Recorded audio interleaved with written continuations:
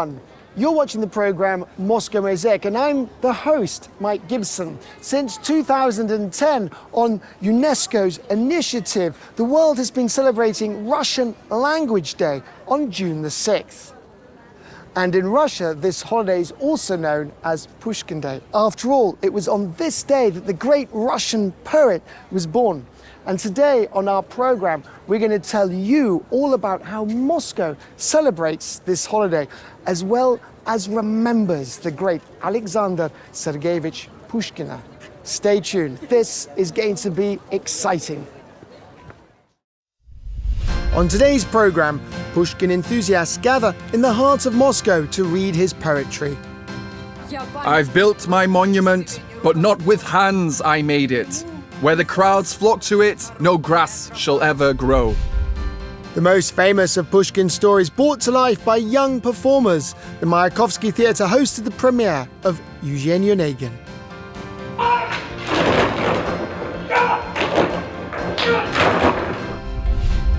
On Pushkin's birthday, Moscow became the starting point for the international expedition Journey to the Heart of Eurasia. We are very pleased, as the Department for External Economic and International Relations of Moscow, to support this wonderful project. Moscow summed up the results of the 25th International Pushkin Contest for Russian language teachers. He is a poor teacher of Russian indeed, who doesn't dream of becoming a laureate of the International Pushkin competition. Moscow marked the birthday of Russia's legendary poet Alexander Pushkin with a busy cultural program. Celebrations for residents and visitors unfolded across the city in museums, libraries, parks and squares. The whole day, the entire city was immersed in a unique poetic ambience. Pushkin made a fundamental contribution to the development of modern Russian language, shaping it into a clear and practical means of communication. It's no wonder his works remain as beloved classics, with people continuing to study his life and recite his poetry. By uncle, man of true conviction, by falling genuinely sick, he's won respect in his affliction and could have planned no better trick. Cold frost and sunshine, day of wonder. But you, my friend, are still in slumber. By the curved shore stands a green oak tree, and on that tree a golden chain, and night and day a learned cat walks round and round upon that chain. Capital of Russia, Pushkin Square, and one of the most recognizable monuments of the capital of Russia. And today, in honor of the birthday of the great Russian poet, his poems are being performed right here. I've built my monument, but not with hands I made it. Where the crowds flock to it, no grass shall ever grow. With an unruly head it soars, and in its shade it leaves Alexander's pillow low. On this day, admirers of Pushkin's work traditionally gathered by the monument. Actors, writers, journalists, teachers and students took turns reciting the poet's beloved verses, discussing his literary imagery and artistic legacy. We come here to Pushkinskaya Square.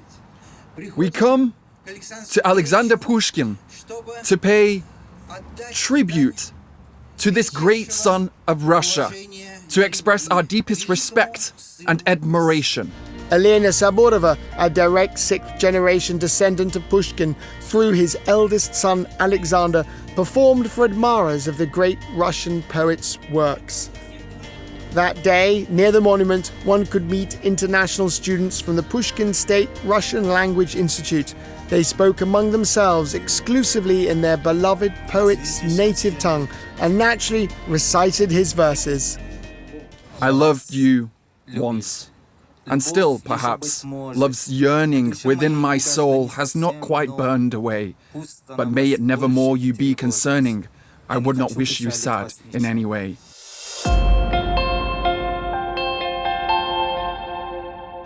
Brazil and Cuba, India and China, North Korea and Hungary. Students from over 90 countries study and train at the Pushkin State Russian Language Institute. Founded in 1966, for nearly 60 years, this university has been promoting and preserving the Russian language worldwide. From the very moment our institute was founded, it was entrusted with a special mission, not just to teach the Russian language, but to introduce students to Russian history and culture, and through this, to share the Russian cultural code, one that carries a unique light and a special purpose. Graduates of the university don't just acquire top-level knowledge of Russian here, they become its true ambassadors. After completing their studies, many go on to teach Russian language and literature in their home countries. Russian is extremely difficult, especially for beginner students, because Chinese, it doesn't have cases or declensions, whereas in Russian, cases and declensions are the hardest part for Chinese students, plus those sounds. That really is a tough thing to get around. Can Wenfeng first discovered Pushkin's poetry while still at school, though in Chinese at the time. Even then, he dreamed of one day reading the poet's works in their original language. Today, as a postgraduate student at the Pushkin State Russian Language Institute, Can not only speaks Russian fluently, but can recite famous lines from his favorite classic by heart. I still recall the wondrous moment when you appeared before my sight, like a swift phantom's fleeting omen, like beauty's personified light. On the eve of the poet's birthday celebrations, the Institute hosted a roundtable discussion organized by the Federation Council Committee on Science, Education and Culture. The event brought together rectors of leading Russian educational institutions, experts, and senators of the Russian Federation. Participants discussed the crucial importance of preserving and protecting the Russian language, as well as key issues like training teaching professionals and developing textbooks and educational materials. The key agreement we reached is that we now need to align approaches across ministries and agencies and coordinate the numerous programs aimed at preserving and promoting the Russian language. Ultimately, this must both be done at a federal level and within each specific country's official hierarchy. As part of the Roundtable's cultural program, attendees visiting the Memorial Museum of Vitaly Kostomarov, the Institute's founding academician, enjoyed a performance by the student chamber choir Logos and participated in a ceremonial flower laying at the Pushkin Institute's monument.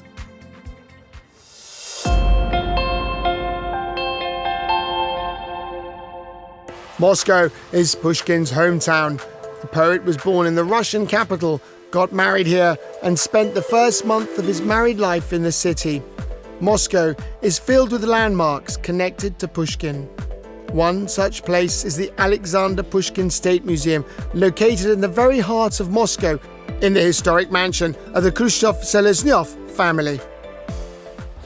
It is now impossible to know whether Pushkin visited this estate.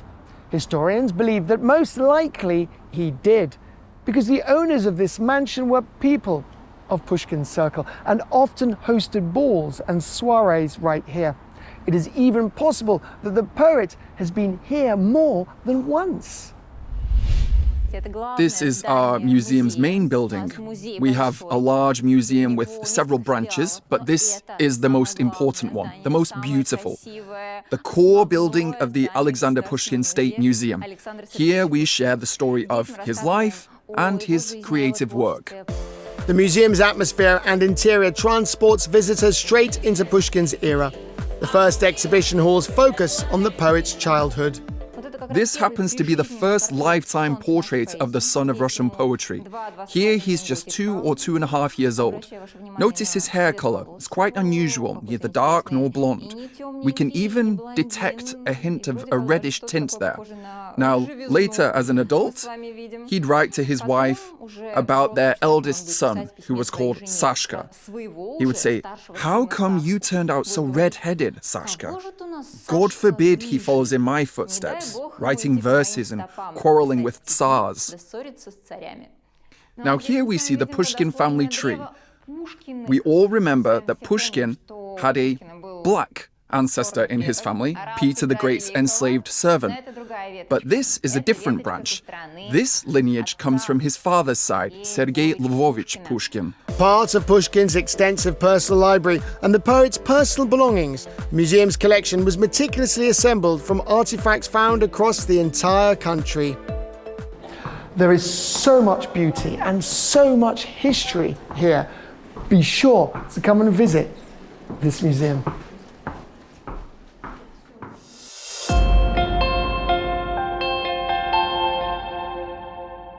In the first days of summer, the Red Square Book Festival is traditionally held here, right in the heart of Moscow. And this year, it will be its 11th anniversary. And of course, they'll be celebrating the birthday of Pushkin. This year, over 400 publishers showcased their new releases on the country's main square. The festival grounds hosted concerts, literary meetings with authors, panel discussions, lectures, and book presentations. On June the 6th, many events here paid tribute to Alexander Pushkin and his literary contemporaries. Three fair maidens late one night sat and spun by candlelight. Were Asa to marry me, said the eldest of the three, I would cook and I would bake, oh what royal feasts I'd make. Now that's Pushkin. On the poet's birthday, Red Square resonated with both Pushkin's own words and tributes to Pushkin. Contemporary authors dedicated their verses to him during the Tsar Pushkin poetry program. What did the poet tell the Tsar? That secrets buried deep and far. Centuries have flown like snow, time's a blizzard, who can know? Memory's a sieve so wide. Where's that court? By monarch's side. One of the highlights of the Red Square Book Festival was the announcement of the winners of the 25th International Pushkin Competition for Teachers of Russian. The laureates' names were published in Rossiyskaya Gazeta, the official newspaper of the Russian government. Our winners now come from all 5 continents. We even received this wonderful saying from teachers of Russian in France: he who doesn't dream of becoming a laureate at the International Pushkin Competition is a poor teacher of Russian indeed. The International Pushkin Competition for Teachers of Russian Language and Literature has been held since 2000. Its mission is to support the most dedicated and talented Russian language educators worldwide. For many years, the competition has been organized by the Moscow government in partnership with Rossiyskaya Gazeta.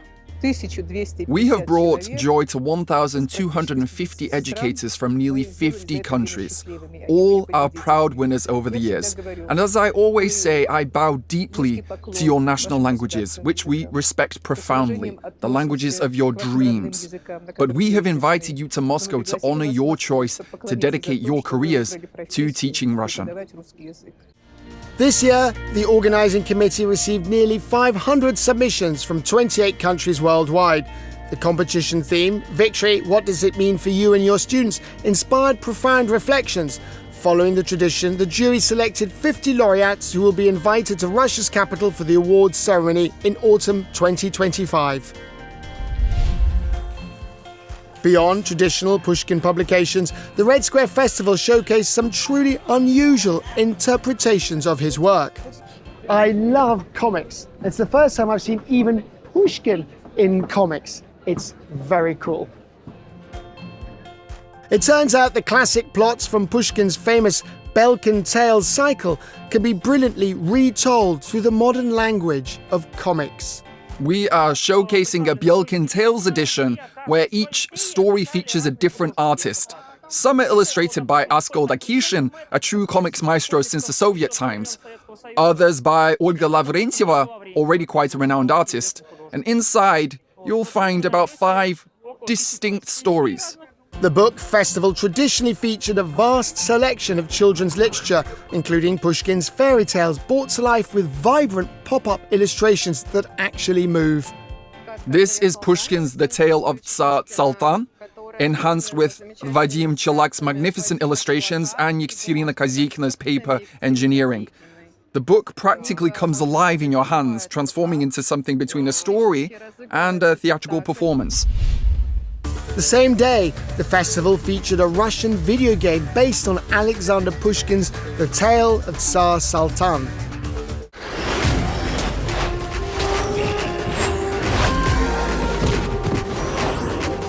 The game's plot unfolds on the magical island of Bayan.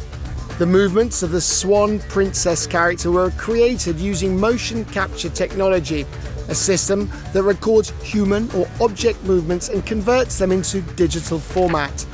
The ballet sequences were performed by Bolshoi Theatre prima ballerina Alyona Kovalyova. Our biggest challenge was creating magical combat ballet.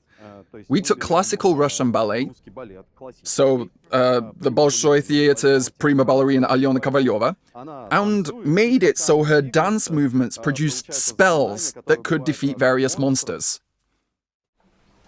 The game is still in development, but I got the unique chance to play it. I met characters from Pushkin's works, Bayun the Cat, Koshchei the Immortal, and Gridon.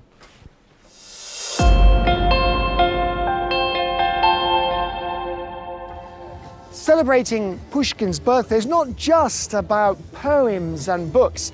For example, here, VNH today will host the ceremonial launch of an international expedition, Journey to the Heart of Eurasia. And this is also dedicated to the birthday of the great Russian poet. The international expedition, Journey to the Heart of Eurasia, will launch for the first time this year. The project's primary goal is to establish a shared space of trust and cooperation through cross-cultural engagement.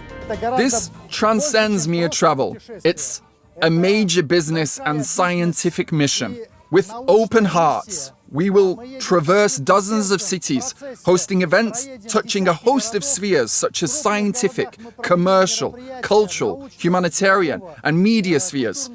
And we will connect with countless people.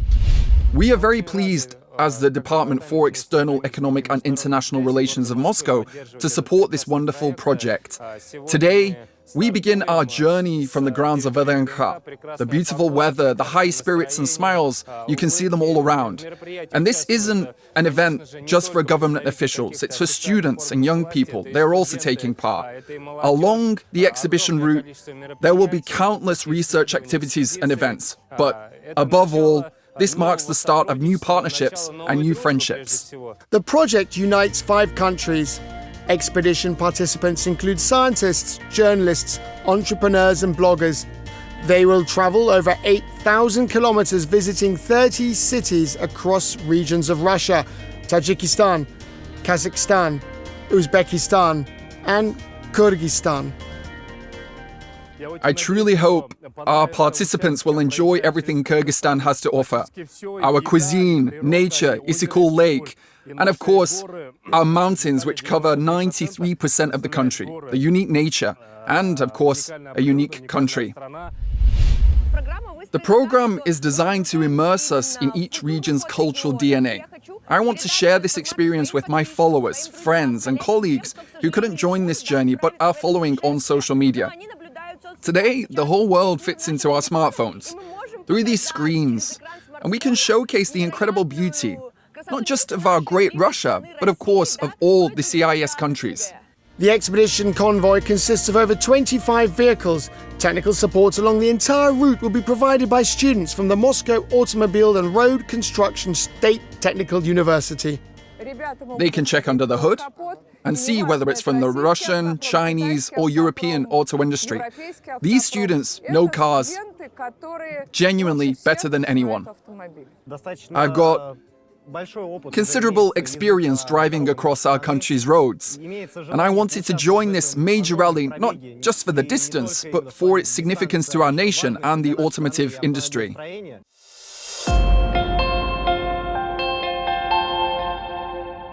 And now we've arrived at the Moscow Academic Theatre, named after Mayakovsky.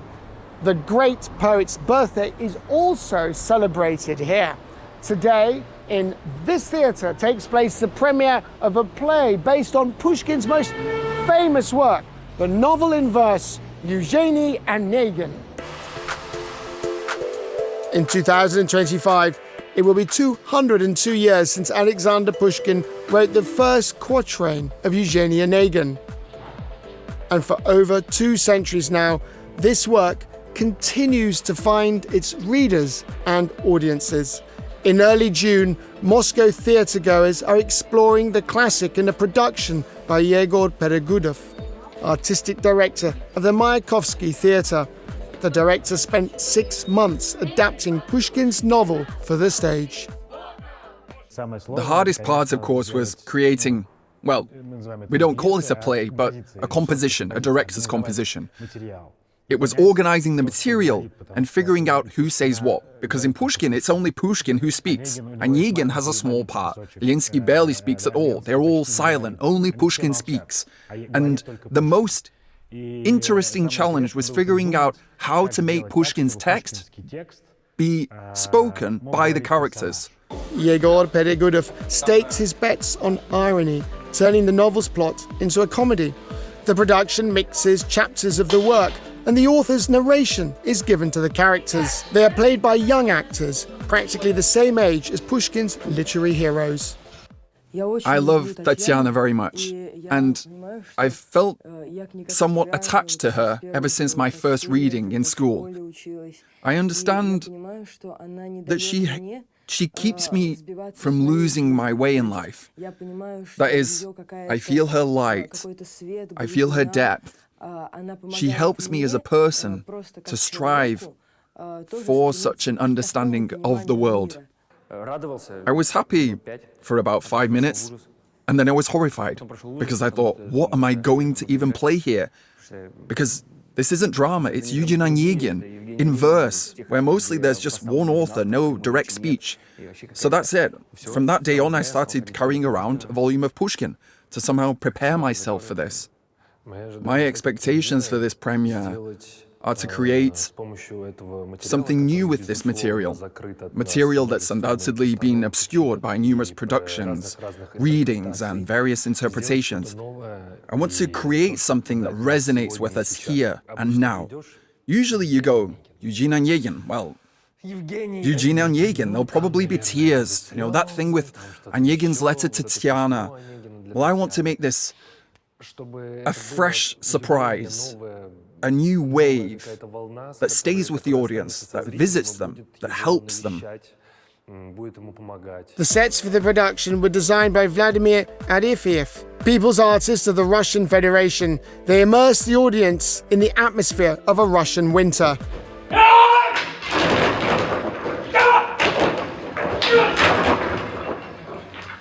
What we see now on stage during the performance, I know for sure that it helps the actors, because they have blended into this space very organically, and I just love how they work. Again, they've become more than just figures in the play.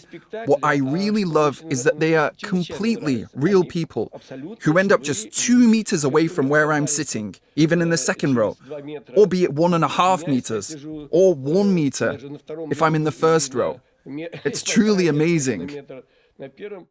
After the premiere, the production of Eugenie Onegin by the Vladimir Mayakovsky Moscow Academic Theatre will be seen not only by residents of the Russian capital, but also by international audiences. The performance is planned to be brought to other countries. Pushkin is a classic that stays with us, with each of us, no matter where in the world we are. It's about love. It's about rivalry, creativity, soaring. Every viewer knows. And by the way, our guests from Colombia noted that even without knowing the Russian language, they understood everything that was happening on stage without any words. And I believe that's the magic of theatre.